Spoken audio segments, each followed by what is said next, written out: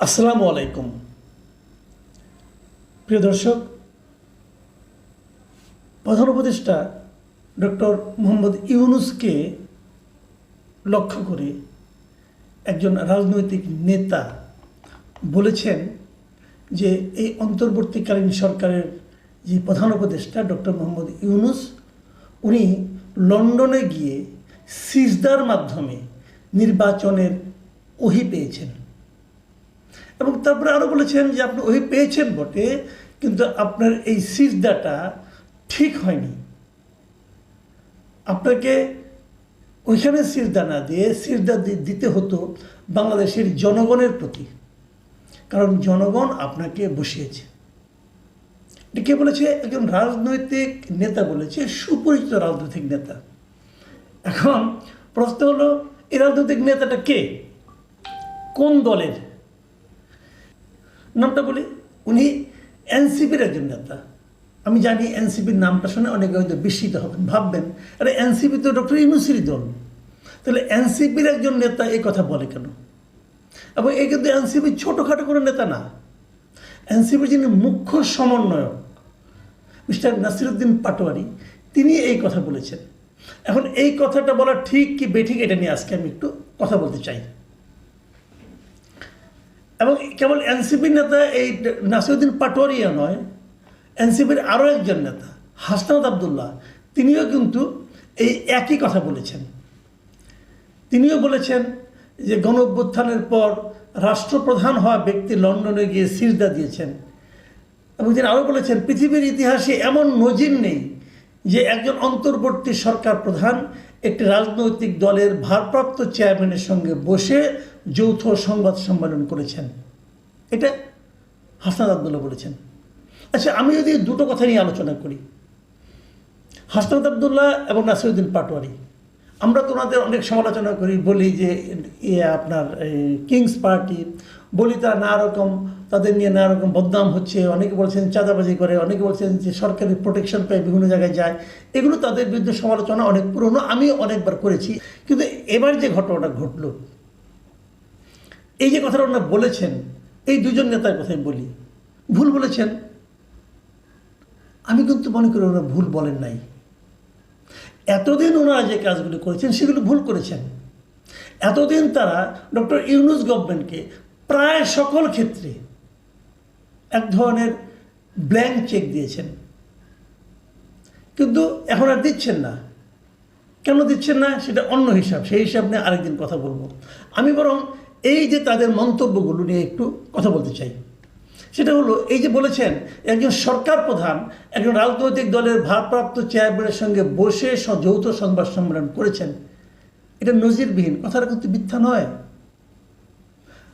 হ্যাঁ, তারেক রহমান অবশ্যই বড় নেতা, কিন্তু ওনার সঙ্গে যে ডক্টর ইউনূসকে দেখা করতে হবে কেন? এটা বেসিক কথা।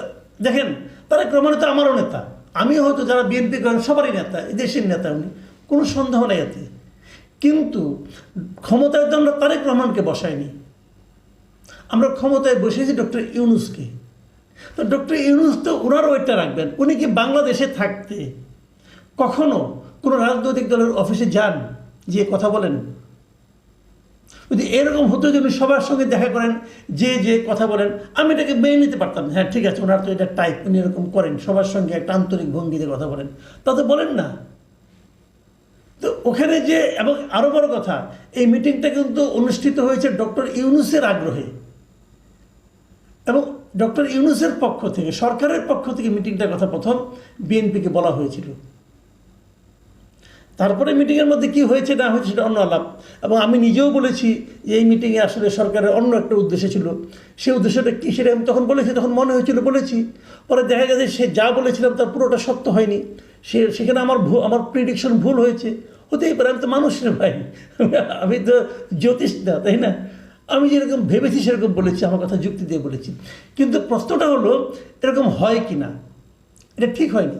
যদি এমন হতো ডক্টর ইউনূস তারেক রহমানকে বলতেন যে আপনি দেশে আসেন, আপনার সঙ্গে একটা মিটিং করব, তাহলে সেটা হতো সবচেয়ে শোভন, সবচেয়ে ভালো, যেটা নিয়ে অন্য অন্য পলিটিক্যাল পার্টি যেন করে থাকেন। কিন্তু এখানে তা হয়নি। এটা দিক দিয়ে ঠিক আছে। আচ্ছা, এবার আসার আরেকটা কথা বলি, যে আমাদের নাসিরুদ্দিন পাটোয়ারি কি বলেছেন, পাটোয়ারি কথাটা একটু শুনি আমরা। পাটোয়ারি সাহেব বলেছেন, বাংলাদেশের মানুষ আমাদের নোবেল লরিয়েট ইউনূস স্যারের চোখে পড়ে না, ওনাকে লন্ডন যেতে হয়। তিনি লন্ডনে গিয়ে সিজদা দিয়েছেন, সিজদার মাধ্যমে ওহির মাধ্যমে উনি আদেশ পেয়েছেন, সেটা একটা প্রেস রিলিজের মাধ্যমে জানিয়েছেন বাংলাদেশে ফেব্রুয়ারিতে নির্বাচন হতে হবে এই সংবিধানের অধীনে। কিন্তু আপনার সিজদা তো ঠিক হয়নি, আপনার সিজদা দিতে হবে বাংলাদেশের জনগণের প্রতি, কারণ জনগণ আপনাকে বসিয়েছে, সেই সিজদার মাধ্যমে আপনি সঠিক দিক নির্দেশনা পাবেন। এই কথাতে বলেছে, এটা আমি কিছু কথা বলি আপনাদেরকে এখানে। এক নম্বর কথা হলো, ফেব্রুয়ারিতে নির্বাচন হতে হবে, এটা কিন্তু ওই সিজদার মাধ্যমে প্রেস রিলিজে উনি জানান নেই। ফেব্রুয়ারি নির্বাচনের কথা উনি স্পষ্ট করে বলেছেন গত 5 অগাস্ট জাতির উদ্দেশ্যে দেওয়া ভাষণে। ওখানে যেটা হয়েছিল, একটি যৌথ ঘোষণা হয়েছিল, সেখানে বলা হয়েছিল যে উনি নির্বাচন করতে চেয়েছেন এপ্রিলে, কিন্তু যদি সংস্কার সব ঠিকঠাক মতো হয় তাহলে রমজানের 1 সপ্তাহ আগেও হতে পারে। উনি কনফার্ম করে বলেননি, কনফার্ম করে বলেছেন গত 5 আগস্ট। কাজে এই জায়গাটাতে নাসিরুদ্দিন পাটোয়ারি একটু রাগের মাথায় হয়তো বলেছেন, আমার কাছে মনে হয় এটা ঠিক নয়। এখন আসেন আরেকটা পয়েন্টে বলি। উনি বলেছেন সিজদা দিতে হবে বাংলাদেশের জনগণের প্রতি, কারণ জনগণ আপনাকে বসিয়েছে। এই জায়গাটাতে সমস্যা।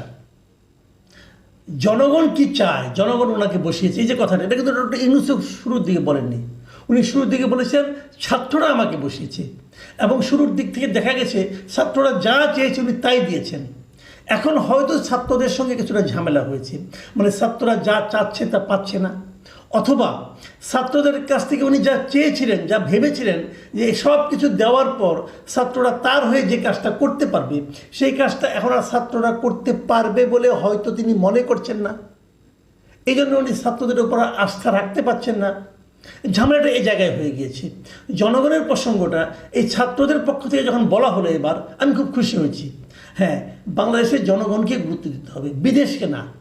আমি কিন্তু শুরুর থেকেই একটা কথা বলছিলাম যে বিদেশি লোক এনে আপনারা কিন্তু এখানে সংস্কার করার চেষ্টা করেন না।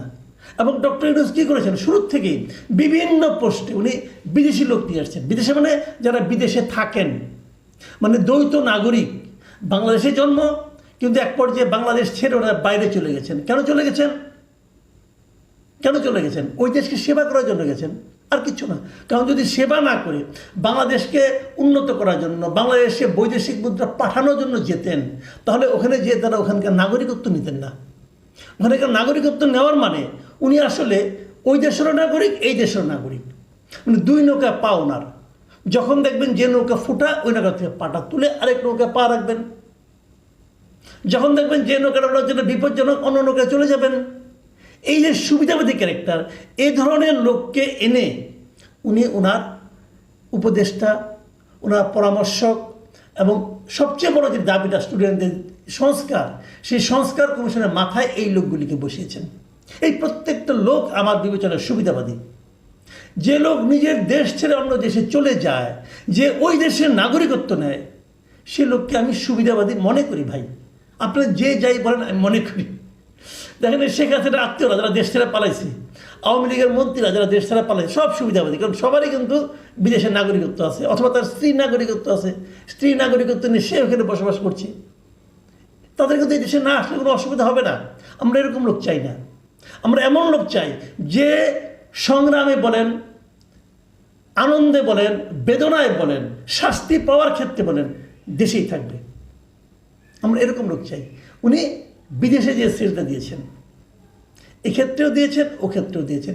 এই যে বিষয়গুলো নাসিরুদ্দিন পাটোয়ারি এখন বলছেন, আমার কাছে মনে হচ্ছে যে ওনারা এতদিনে লাইনে আসতেছেন। ওনারাও যদি, আমি নাগরিক কমিটিকে বলবো, ওনারাও যদি শুরু থেকে ডক্টর ইউনূসের পারপাস সার্ভ করার কথা চিন্তা না করে দেশের মানুষের পারপাস সার্ভ করার কথা চিন্তা করতেন, তাহলে তারা আরও অনেক দূর এগিয়ে যেতে পারতেন বলে আমি মনে করি। ওনারা তা করেননি। ওনারা ভেবেছেন আমাদের মাথার উপরে ইউনূস আছে, আবার আর কী লাগে, কারণ আমরাই ওনার এমপ্লয়ার, আমরা যা চাবো তাই পাবো। পেয়েছেনও, অনেকবার পেয়েছেন, এখন আর পাচ্ছেন না। কারণ ডক্টর ইউনূসেরও নিজের একটা হিসাব আছে। বিএনপির যেমন হিসাব আছে, এনসিপির যেমন হিসাব আছে, ইউনূস সাহেবের একটা হিসাব আছে। সেই হিসাবে এনসিপি এখন সৎ সন্তানের ভূমিকায় চলে এসেছে। কাজে সৎ সন্তান এখানে আপন সন্তানের দিকে উনি ঝুঁকবেন, এটাই তো স্বাভাবিক হচ্ছে ওইটা। এখন ভাই মন খারাপ করে কোনো লাভ নাই।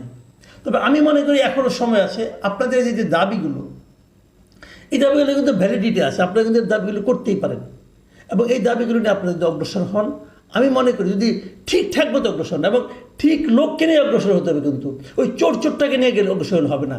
যে জিনিসটা নাকি বলেছেন, হাসনাত আবদুল্লাহ বলেছেন যে কেউ যদি প্রমাণ করতে পারে আমি বা আমার সহযোদ্ধারা দুর্নীতি করেছি, আমরা রাজনীতি থেকে সরে দাঁড়াবো, ব্যবসায়ীদের কাছ থেকে টাকা নেওয়ার অভিযোগ সম্পূর্ণ মিথ্যা, এই যে কথাটা বলেছেন না, আমি হাসনাত আবদুল্লাহকে বলবো ভাই আর একটু কেয়ারফুল হয়ে বলেন। এই কারণে বলেন, আপনি আপনার কথা বলতে পারেন যে আমি করিনি, আমি আমার কথা বলতে পারি আমি করিনি, আমি কিন্তু আমার ভাইয়ের কথা বলতে পারবো না এবং আমি আমার সন্তানের কথা বলতে পারবো না, আমি জানি না সে কী করেছে। কাজে সহযোদ্ধাদের দায়িত্ব নিয়েন না ভাই, নিয়েন না। শুনেন, যদি ব্যবসায়ীদের কাছে চাঁদা নিয়ে থাকেন, কার কাছে দিচ্ছেন? ব্যবসায়ীদের কাছ থেকে। ব্যবসায়ীদের চিনেন? ব্যবসায়ীদের চিনেন? আর মুহূর্তের মধ্যে চোখ উল্টে দেয় খেলে টাকার জন্য। ধরেন আপনি চাঁদা চেয়েছেন, আপনাকে চাঁদা দিয়েছে, খুব ভালো ভালো সম্পর্ক, যেই বুঝবেন আপনার পাওয়ার লেস হয়ে গেছেন, যেই বুঝবেন আপনার পাওয়ার একটু কমে গেছে, ওই জায়গায় আরেক জায়গায় যে বলে দিবে এই ওদেরকে টাকা দিলাম, হয়তো আপনাকে 10 টাকা দিছে, বলবে ওদের 110 টাকা দিলাম। চিনেন ব্যবসায়ীদের? এরা হলো সেই ব্যবসায়ী যারা নাকি হাসিনাকে বলেছিল তার সঙ্গে জীবনেও আছে, মরণেও আছে, কবরেও যাবে নাকি। তাদের বিরুদ্ধে আপনি কী করতে পারছেন? কিচ্ছু করতে পারেন নাই। বিএনপি বরং তাদের লোক দিয়ে ওই ব্যবসায়ীকে রক্ষা করার জন্য প্রজেক্ট হাতে নিয়েছে, তাও তো ফেরাতে পারেন নাই, ওইটাও তো এক্সপোজ করতে পারেন নাই। বড় কঠিন ভাই রাজনীতি করতে আসছে, রাজনীতির মাঠ বড় কঠিন। তারপরে বলবো আপনারা এনার্জেটিক ইয়াং কাজে লাগান, সবার দায়িত্ব নিয়ে না মিস্টার হাসনাত আবদুল্লাহ, তাহলে কিন্তু ধরা খেয়ে যাবেন। আমরা তো কিছু খবর টবর পাই।